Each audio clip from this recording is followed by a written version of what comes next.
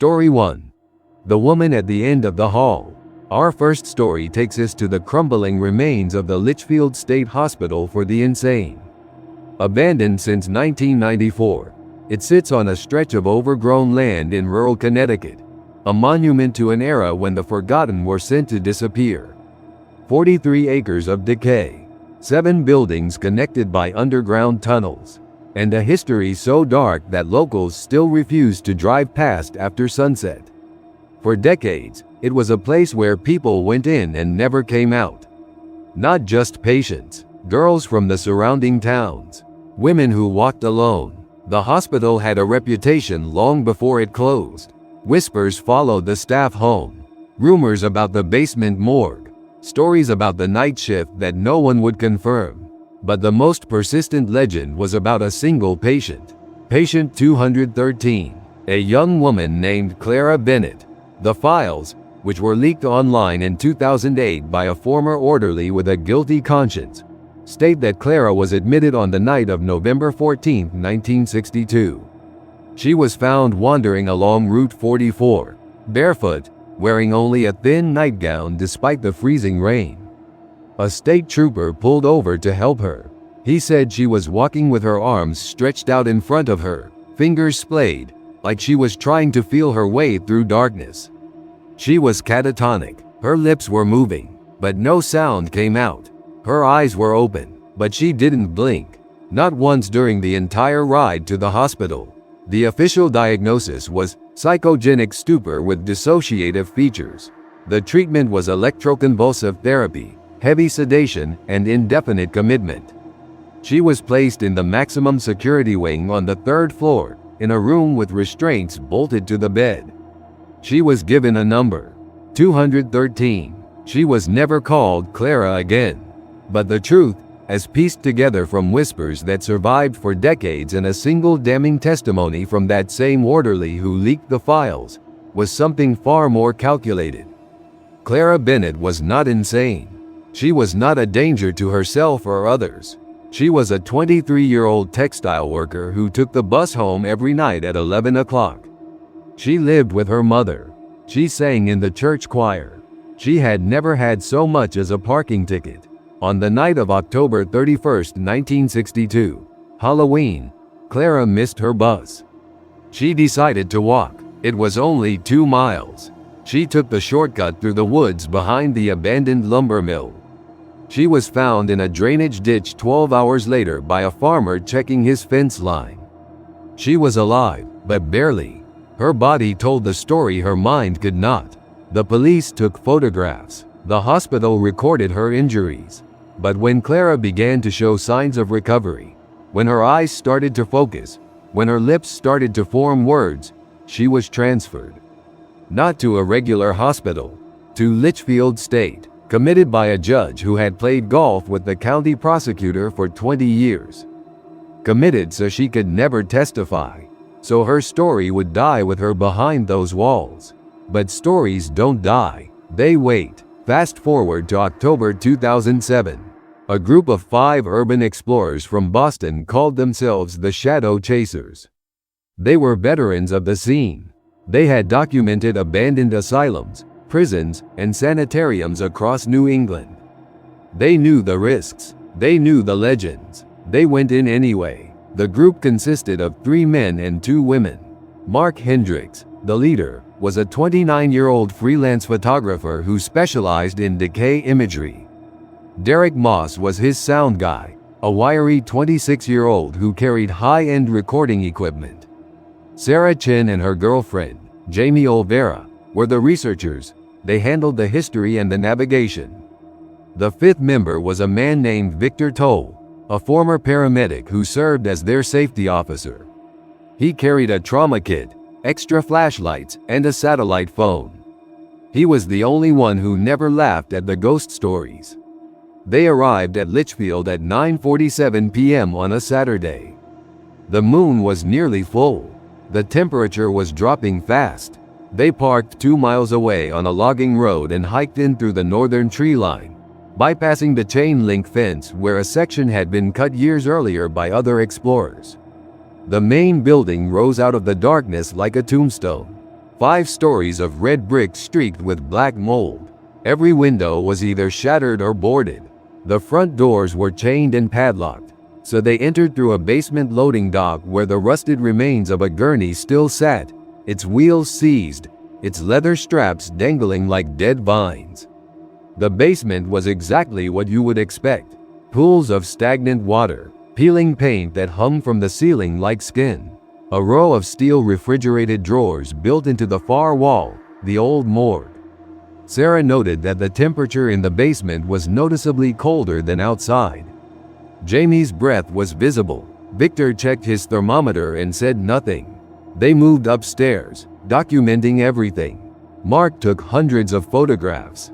Derek recorded ambient sound, capturing the drip of water, the groan of settling beans, the occasional skittering of rats. By 1 a.m., they had covered the first 2 floors and decided to split up to cover more ground. Mark and Derek would take the 3rd floor.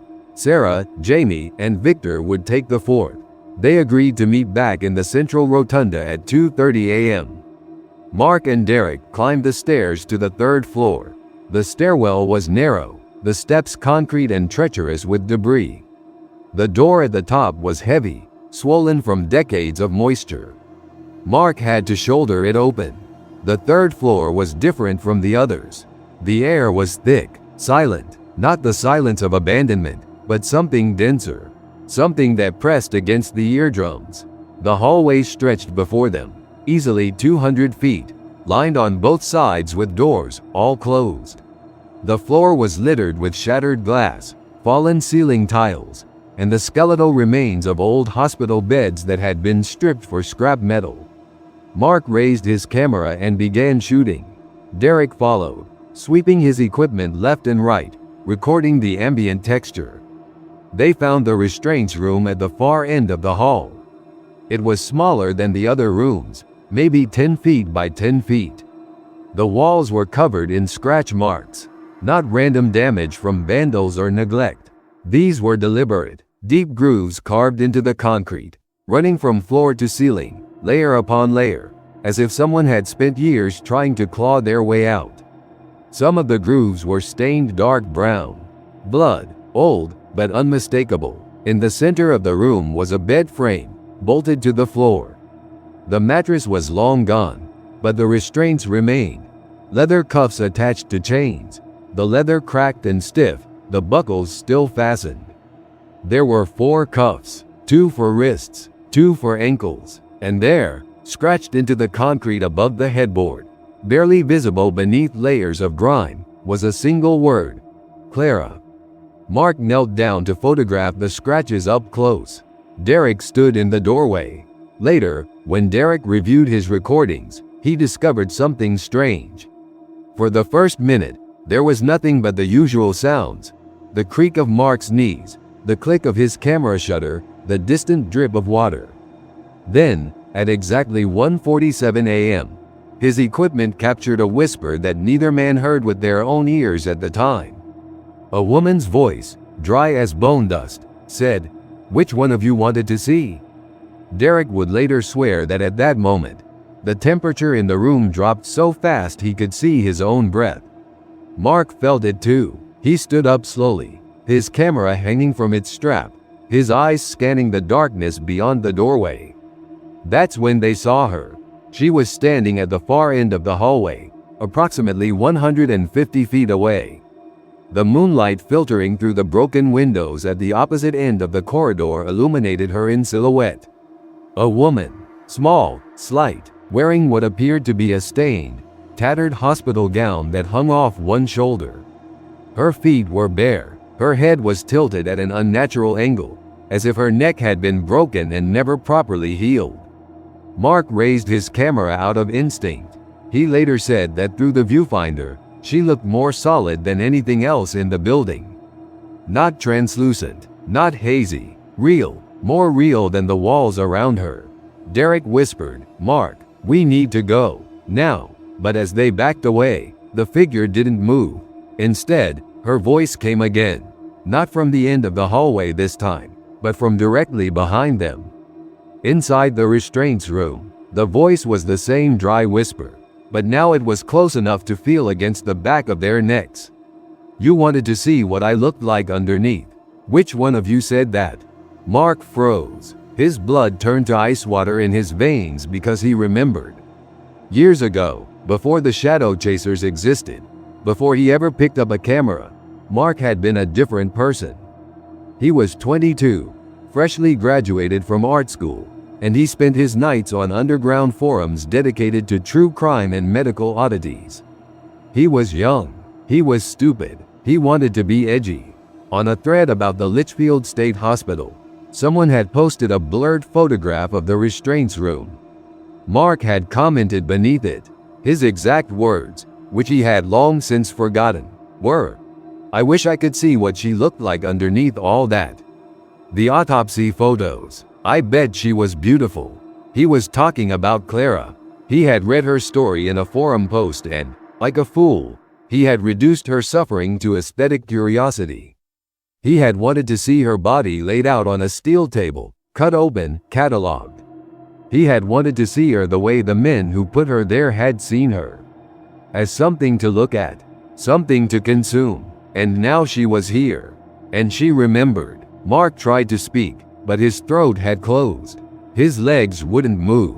Derek grabbed his arm and yanked him toward the stairwell. They ran. They didn't look back. They slammed through the heavy door and took the stairs two at a time, their flashlights bouncing off walls, their breathing ragged and desperate. They burst into the central rotunda on the second floor at 1:58 a.m., nearly 40 minutes before the agreed meeting time. Sarah, Jamie, and Victor were already there. They were pale. Victor had his trauma kit open on the floor, but no one was injured.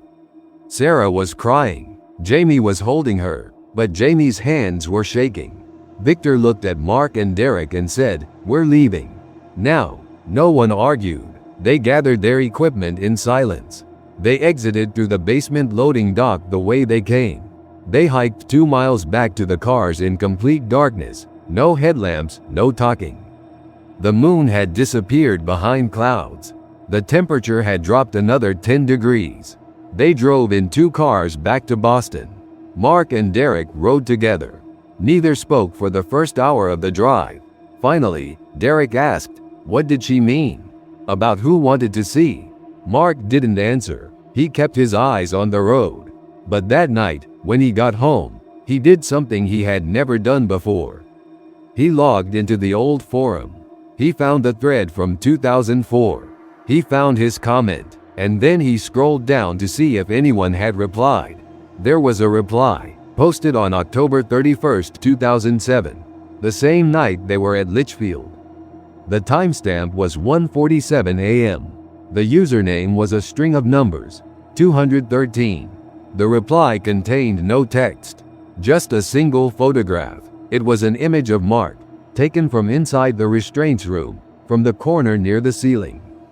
Mark was kneeling on the floor, his camera raised to his face, taking a picture of the word scratched into the concrete. And standing directly behind him, so close that her hospital gown brushed against his shoulders, was a woman. Her head was tilted, her mouth was open too wide, and her eyes were not there. Just hollow sockets that seemed to pull the light inward. Mark deleted his account that night. He sold his camera equipment the next week. He never explored another abandoned building. But the photograph still exists. It was saved by another forum member before Mark deleted it. It has been reposted countless times across the internet. If you search hard enough, you can still find it. The image of a young man taking a photograph, unaware of the hollow-eyed woman standing inches behind him, her empty gaze fixed on the back of his head. And if you look closely at the metadata, the hidden data embedded in the image file, the date of creation is not October 31st, 2007. It is November 14, 1962, the day Clara Bennett was admitted to Litchfield State Hospital. She has been waiting ever since, waiting for the ones who wanted to see. Mark Hendricks survived that night, but he never stopped feeling her. He told a therapist years later that sometimes, when he closes his eyes, he can still hear her whisper. Not words anymore, just a sound. A soft, wet shuffling, like bare feet on concrete, circling his bed, waiting for him to fall asleep. He sleeps with the lights on now. Every night. He has for 18 years. But the lights don't keep her out. They never did, because Clara isn't in the darkness. She's in the places he can't look away from. The corners of his own memory. The photograph he can't unsee. The comment he can't unsay. She is patient. She has been waiting since 1962. She can wait a little longer. Story 2. The House on Cedar Lane. Our second story takes us to a quiet suburb outside of Atlanta, Georgia. A place of manicured lawns, 2-car garages, and families who leave their doors unlocked at night. It was the kind of neighborhood where nothing ever happened. Until it did. The house at 147 Cedar Lane was a modest ranch-style home, built in 1978. 3 bedrooms, 2 bathrooms, a fenced backyard with a magnolia tree. It was purchased in 2015 by a young couple named Rachel and David Harmon. Rachel was a high school English teacher. David was a software engineer. They had a 3-year-old daughter named Lily. They were the picture of suburban contentment. They moved in during the first week of August. The previous owners had left the place immaculate, fresh paint, new carpets, even a welcome basket on the kitchen counter. Rachel thought it was the kindest gesture she had ever experienced from strangers.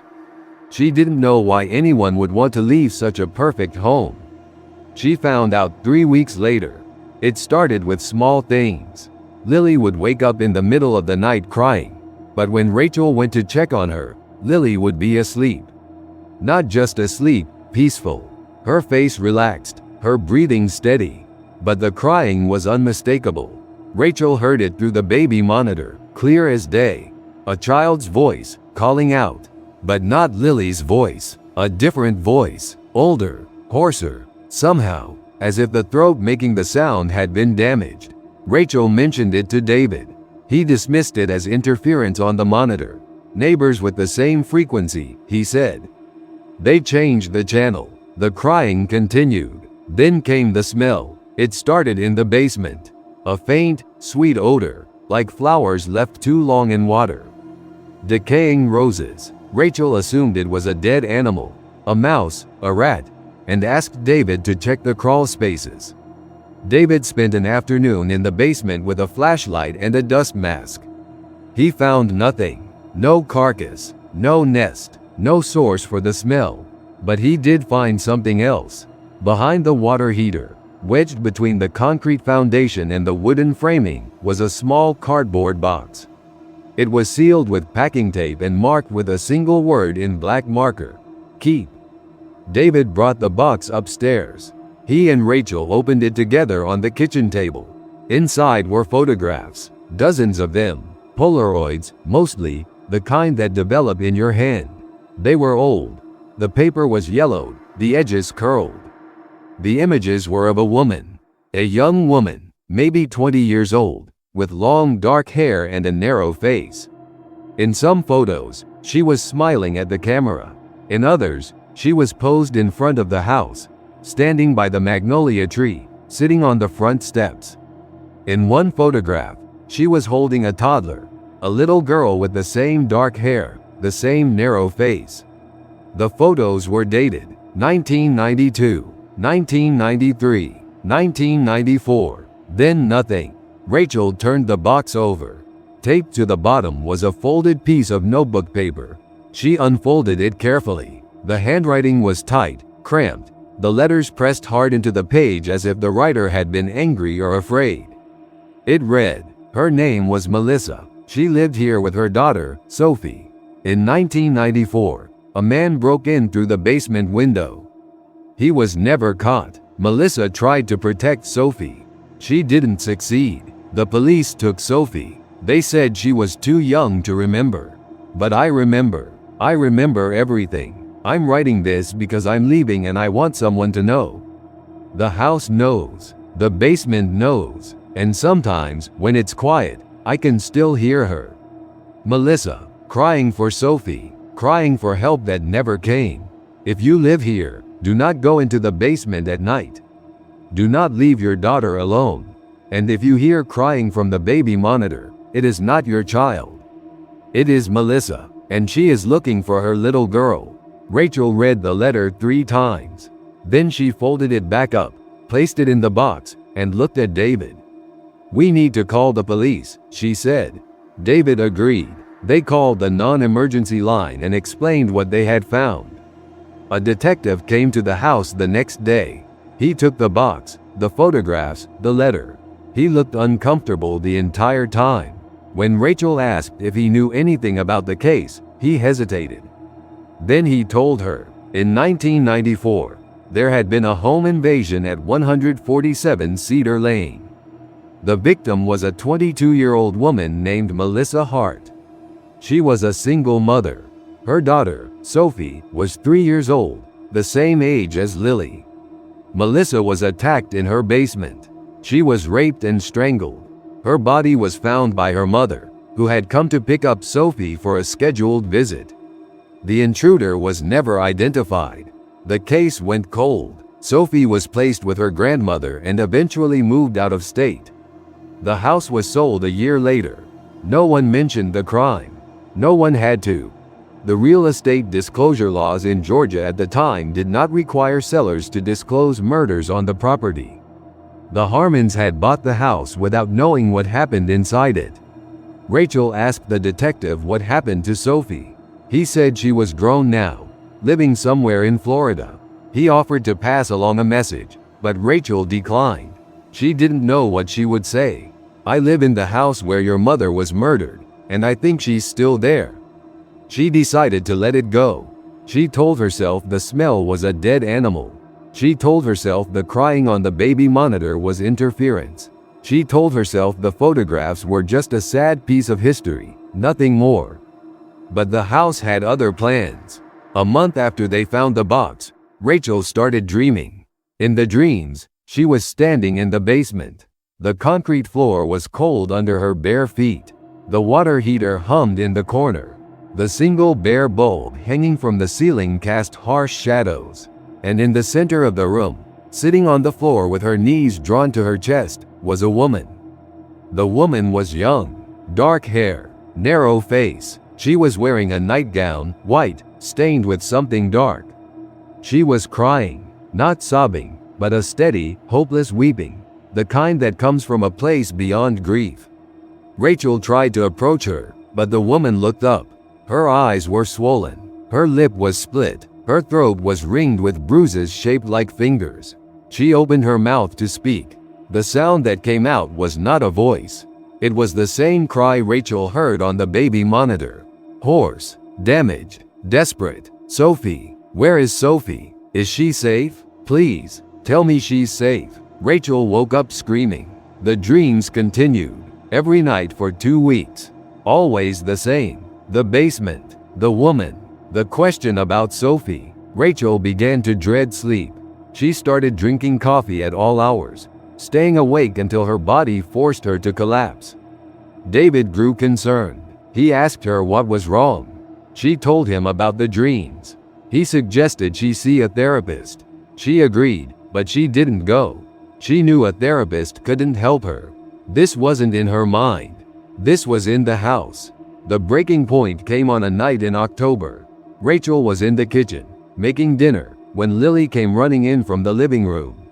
Her face was pale. Her eyes were wide. "Mommy," she said, "there's a lady in my room." Rachel's heart stopped. She grabbed Lily's hand and walked to the bedroom. The room was empty. The curtains were open. The closet door was closed. There was no one there. "What lady, sweetheart?" Rachel asked, her voice steady despite the fear coiling in her stomach. Lily pointed to the closet. "The sad lady. She was sitting on my bed. She was crying. She asked me if I was Sophie. I told her no. Then she went away." Rachel opened the closet. Nothing. Just Lily's clothes, her toys, her shoes. But the smell was there. Faint, but unmistakable. Decaying roses. That night, Rachel made a decision. She called the detective who had taken the box of photographs. She asked him for Sophie's contact information. The detective hesitated, But Rachel explained. She didn't tell him about the dreams. She didn't tell him about Lily. She said she wanted to return the photographs to Sophie. They belonged to her, after all.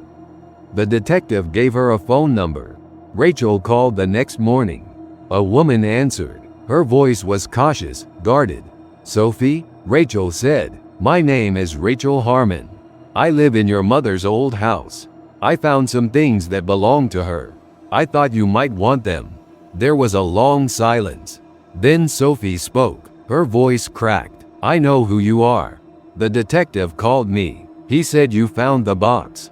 I put it there. When I was a kid, I was visiting the house with my grandmother.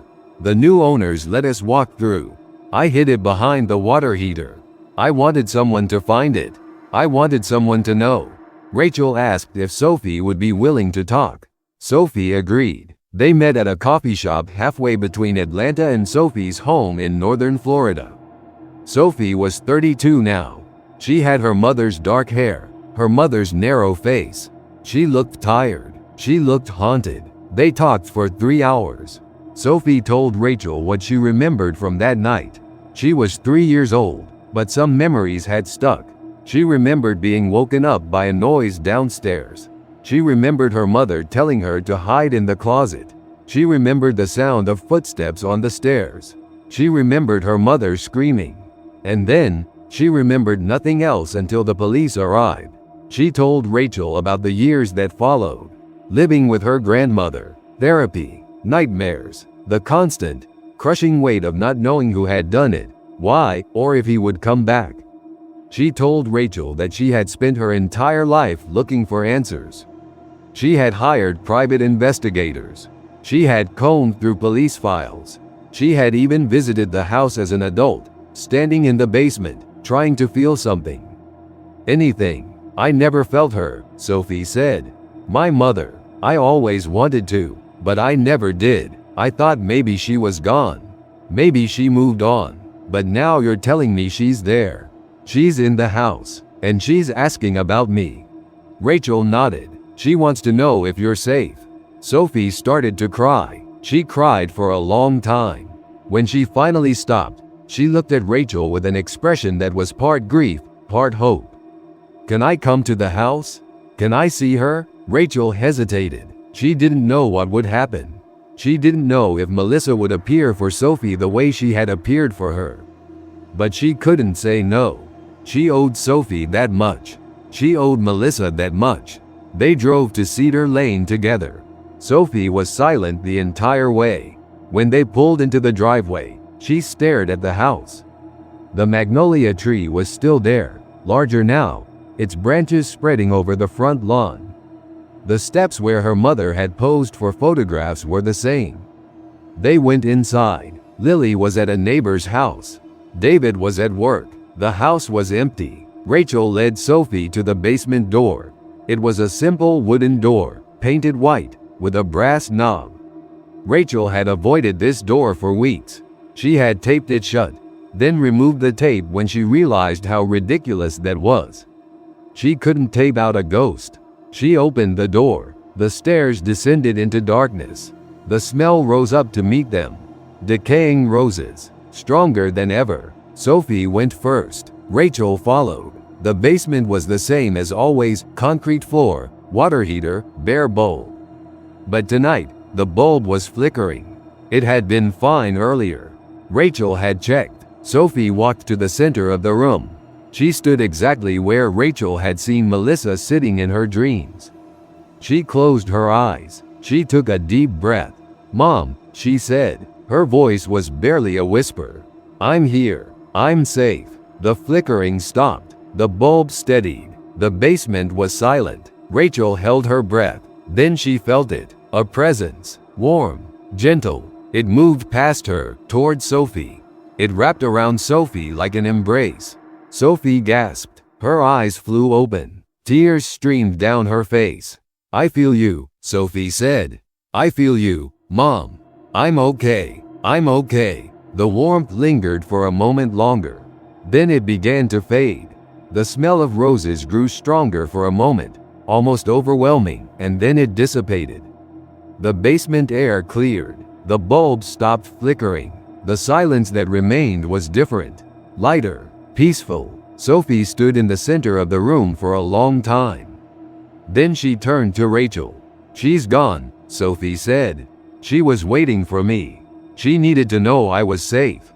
And now she knows." Sophie left that night. She took the box of photographs with her.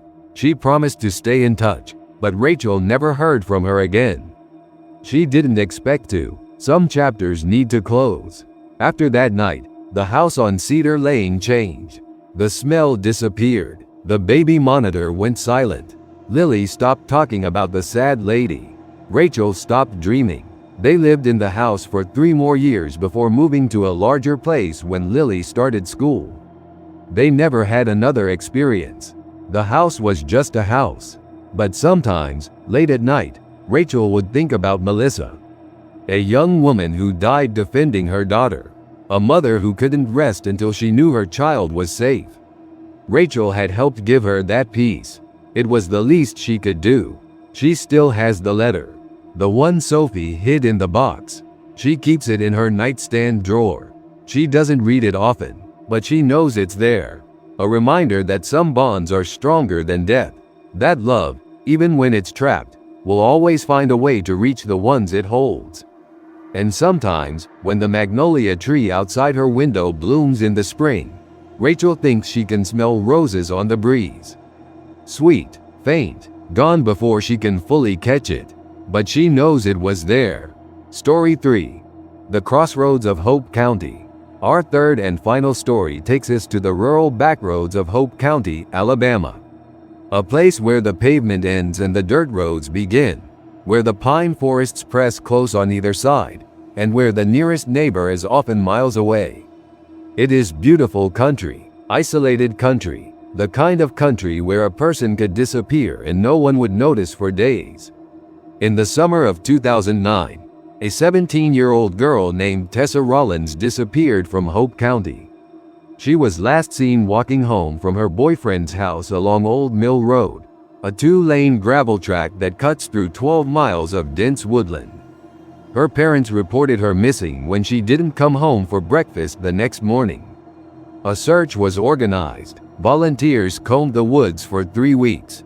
They found nothing. The case went cold. The sheriff's department classified it as a runaway.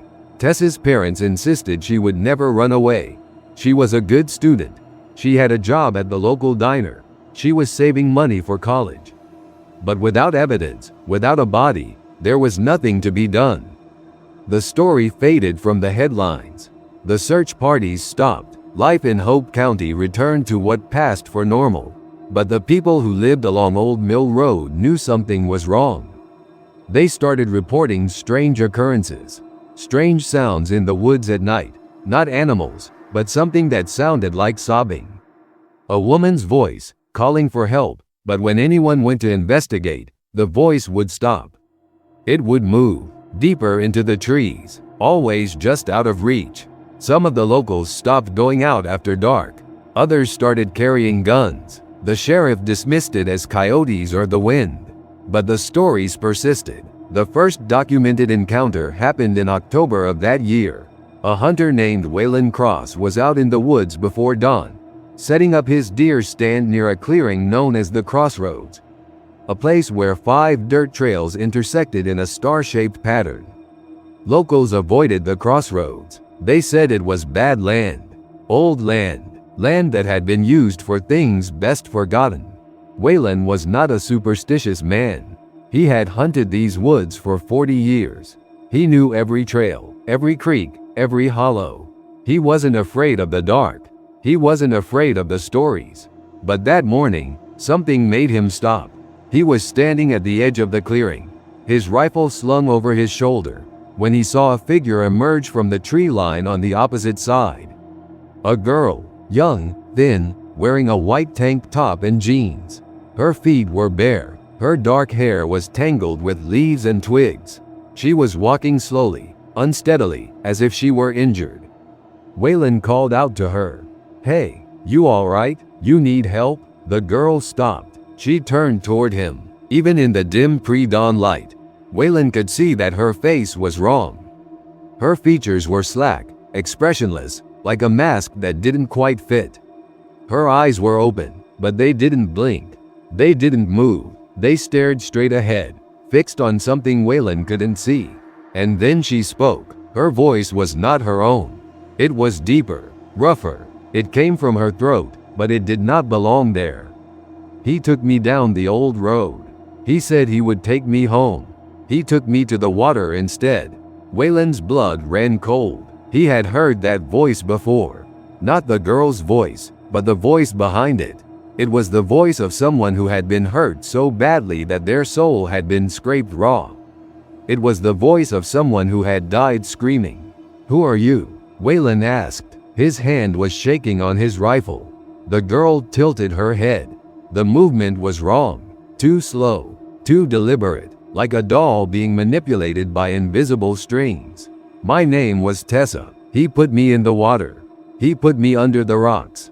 I can't get out. I can't go home. Will you help me? Will you please help me?" And then the girl collapsed. Waylon ran to her, but by the time he reached her, she was gone. Not unconscious, not dead, gone. There was no body on the ground. No girl in a white tank top. Just a patch of damp earth where the morning dew had settled. Waylon Cross went straight to the sheriff's department. He told them everything. The sheriff listened politely, then suggested that Waylon might have been drinking. Waylon hadn't been drinking. He hadn't touched alcohol in 15 years. But he knew how it sounded. A ghost in the woods. A dead girl speaking through a vision. It sounded crazy, but Waylon wasn't crazy, and he knew what he had seen. Over the next several months, more sightings were reported. Always the same girl. Always near the crossroads. Always asking for help. She would appear to hikers, hunters, even a group of teenagers who had gone out to drink beer and tell ghost stories. Each time, she would speak a few words, then vanish. The witnesses all reported the same details. White tank top, jeans, bare feet, tangled hair, and that voice, that terrible, scraping voice that didn't belong to a 17-year-old girl. A voice that carried the weight of something old and dark and patient. The sheriff finally reopened the case in early 2010, not because he believed in ghosts, but because there were too many reports to ignore. He brought in cadaver dogs from the state police. They searched the woods around Old Mill Road for 3 days. On the third day, the dogs alerted near a drainage culvert about a mile from the crossroads. The culvert was old, concrete, partially collapsed. Water ran through it slowly, barely a trickle. The dogs were frantic. They scratched at the rocks, whined, refused to leave. When the search team pulled the rocks away, they found her. Tessa Rollins. She was wedged beneath a slab of broken concrete, her body preserved by the cold water and the lack of oxygen. She was wearing a white tank top and jeans. Her feet were bare. Her dark hair was tangled with leaves and twigs. She had been there for 8 months. Right there, less than a mile from the road where people drove every day. Right there, while the search parties walked past, while her parents called her name into the empty woods. The autopsy revealed the cause of death: strangulation. There were defensive wounds on her hands and arms. There was evidence of sexual assault. The medical examiner determined that she had been alive when she was placed in the culvert. She had been conscious when the rocks were piled on top of her. She had died slowly, alone, in the dark. The investigation was reopened with renewed urgency. The sheriff's department received a flood of tips, but most were useless. Then a man came forward. His name was Earl Dobbs. He was a 53-year-old truck driver who lived on the outskirts of Hope County. He was not a suspect. He was a witness. Earl told the sheriff that he had been driving down Old Mill Road on the night Tessa disappeared. He was returning from a delivery, his headlights cutting through the darkness, when he saw a vehicle pulled over on the shoulder. An old pickup truck, dark green, with a camper shell on the back. He remembered it because it was unusual to see anyone on that road at that hour. He didn't think anything of it at the time, but after Tessa's body was found, After the details were released to the press, he started to remember. He remembered seeing a man standing beside the truck. A large man, heavy set, wearing a baseball cap. He was looking into the woods, toward the culvert. Earl had driven past without stopping. Why would he stop? It was just a man by the side of the road. But now, 8 months later, Earl couldn't shake the feeling that he had seen something important. He gave the sheriff a description. The sheriff ran it through the system. There was no match. Then the second sighting happened. A woman named Marlene Hobbs was walking her dog along Old Mill Road in April of 2010. It was dusk. The light was fading. Her dog, a German Shepherd named Rex, suddenly stopped. He lowered his head. He growled. Marlene looked up. There was a man standing on the side of the road. Large, heavy set, wearing a baseball cap. He was staring into the woods. He didn't move. He didn't acknowledge Marlene. He just stood there, perfectly still, his gaze fixed on the drainage culvert where Tess's body had been found. Marlene hurried home. She called the sheriff. A deputy was dispatched, but by the time he arrived, the man was gone. There were no tire tracks, no footprints, no sign that anyone had been there at all. But Marlene's dog, Rex, refused to go near that stretch of road again. For the rest of his life, whenever Marlene tried to walk him past the culvert, he would plant his feet and whine. He would not move forward. He would not go near that place. The sightings of the man continued. Always at dusk, always near the culvert, always staring into the woods. The witnesses described him the same way, large, heavy-set, baseball cap. But no one could identify him. No one could catch him. He would be there one moment, gone the next. Then, in July, Tessa appeared again.